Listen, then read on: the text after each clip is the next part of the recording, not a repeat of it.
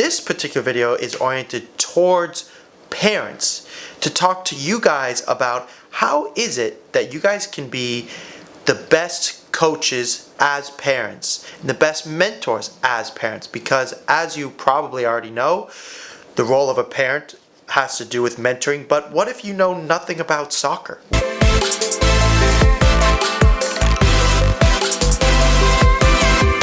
What if soccer to you is a foreign sport that your kid picked for some weird reason, and now every weekend you find yourself going to Lancaster or Bakersfield or driving hours away to watch your kid play soccer? Now, inevitably, your son or daughter is going to look up to you for approval that they played well.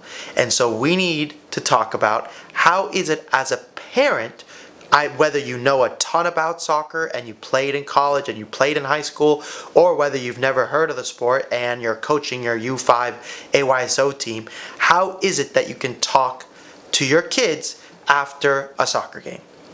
So, the first thing that sports psychologists do, and I think something that we can all learn from, is asking questions. So right after the game, in my case, my father never played soccer, my mother and father never watched soccer, and then it engulfed their whole lives because I became a pro, and my brother also became a pro and played college soccer. So every weekend became soccer, and my stress levels were so high when my father was at the games, especially if he was screaming or yelling, because of course I cared what he thought.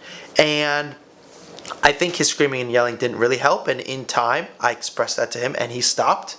But he also played a really influential part in my ability to improve. And one of the things that sports psychologists have taught us over the years is the power of questions. So it's proven that if the concept comes from me, it's 30 times more powerful than it comes from you. So let's say as a parent, you noticed your son or daughter's dribbling a ton, and you say, you know what, I think you shouldn't dribble so much, whether or not you're an expert or you are an expert. That will not be as impactful on me, the player, as if you were to ask a question. So for example, let's say your son or daughter, in your opinion, is dribbling too much. So a great question to start out with is, what's your favorite part of the game of soccer? Because now what we're trying to understand is, why are they dribbling? This will inevitably allow them, with a few more questions we're going to get to figure out perhaps when and when they shouldn't dribble. So the first question you say to them is, what is your favorite part about soccer? And maybe they tell you, I love dribbling. Dribbling is my favorite part. I love dribbling past players. And then you could ask them and make sure you're genuine in these questions. If you start asking in a manner that you know the answer to the question, then they're going to catch on and start just answering your question to give you the answer you want. So if you were to say, like, when should you dribble? Obviously they're going to say not in the back. And that's the answer you wanted. You want to be really genuine. You want to be like, how do you know when to dribble and when not to dribble? You can pretend to be dumb, and if you don't know anything about soccer, that might be a little easier. Even if you're an expert, I'm encouraging you to pretend to be dumb and have your child tell you. So let's say your son or daughter, you ask them, how do you know when to dribble? And you're coming from a genuine place of curiosity. You want to know when your son or daughter decides it's a good time to dribble. And let's say, for example, they go, I don't know. You could follow up the question with, well, if you have video, you could say, why did you choose to dribble here as opposed to there? But say it's just after the game and you're talking, you could say, how many times did you dribble past somebody and score a goal?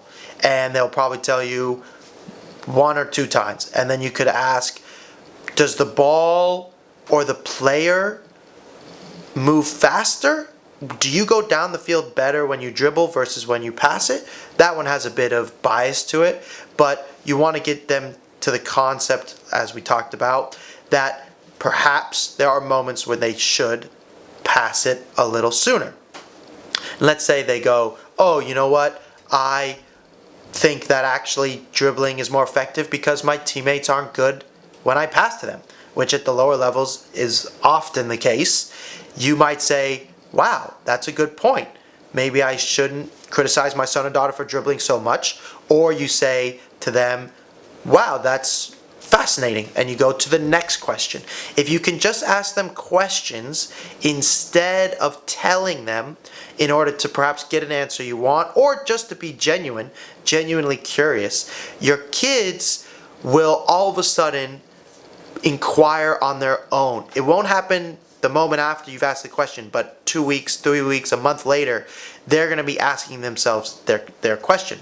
Another great question to ask is, do you love winning more than do you love dribbling? This is a great question because in soccer, unlike tennis or golf or semi-individual sports, you winning or losing is like 10% in your control. There's the field, the referee, 22 other players, whether or not your coach plays you, what happens if the other coach has a great plan and it messes with your plan. There's so many factors to winning and losing. So you can play a role, but it's not like it's entirely up to you. So a lot of soccer players fall in love with the game not because they love winning. And if they truly loved winning, like they loved winning, they should just play against somebody worse than themselves over and over again, because then they would win every time. They don't just love winning. They tend to love the challenge of a dribble or a pass or some type of skill or running, something that's related to the sport. So if you can say to them, what is it that you love, winning or pretend it's dribbling in this case, their favorite thing, when do you know whether it's good to dribble because you enjoy dribbling, or is it good to dribble in order to help your team win? Are you dribbling to help the team win, or are you dribbling because you love dribbling?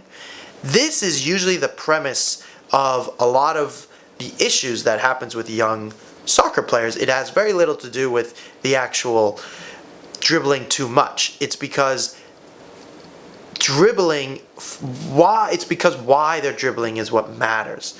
You want to get to the core of why is it they've chosen to do whatever it is they're doing. And that's how you could have eventually changed the habit or create a new habit where they go, oh, dribbling is good, but only past 1 or 2 players, then I should pass it maybe. Or I should dribble even more, I don't dribble enough because I want the team to win. Now it's something other than themselves. Or you might come across a player. I work with a player right now. He loves dribbling more than he loves winning. So when his team loses the ball and it's because of his dribbling, he doesn't care. He goes, that's okay, I love dribbling, I'm going to do it again. That's a really good way to become good at dribbling, truth be told. It also may mean, as a parent, there's not a lot you can do about that. That's the personality of your kid, and you just want to know that. Second, if you're coaching, that's a good thing to know. Maybe you want to put that player in a different spot on the field. Or you could say, you know what, if you love dribbling as much as you say you do, but you happen to play a team sport, what can you do at home in order to improve your dribbling? And if they love dribbling, they'll love practicing at home.